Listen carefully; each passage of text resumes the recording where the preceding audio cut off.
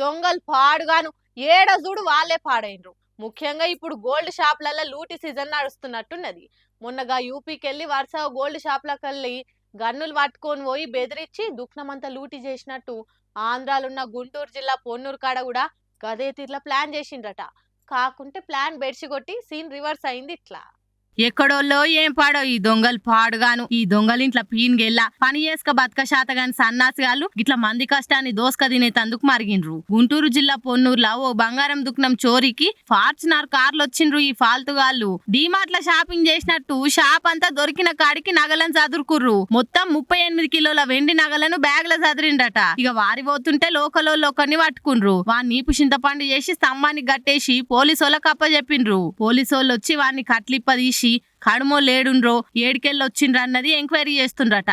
ఈ దెబ్బతోటి పొన్నూర్ల బంగారం దుక్న పోళ్ళు గజ గజ వణుకుతుండ్రు. ఎట్లకెళ్ళి ఎవడొచ్చి లూటి చేసుకపోతాడో అని బిక్కు బిక్కుమంటుర్రట. జర గోల్డ్ షాప్లకెళ్లే గాని శివారిండ్లకెళ్లే గాని పోలీసోళ్ళ గస్తీ పెంచాలని అంటుర్రు పబ్లిక్ కూడా. చూడాలి మరి ఆ దొంగ బద్మాష్ గాళ్ళు దొరికి ఆలసోమాలకు అప్ప చెప్తారో లేదో.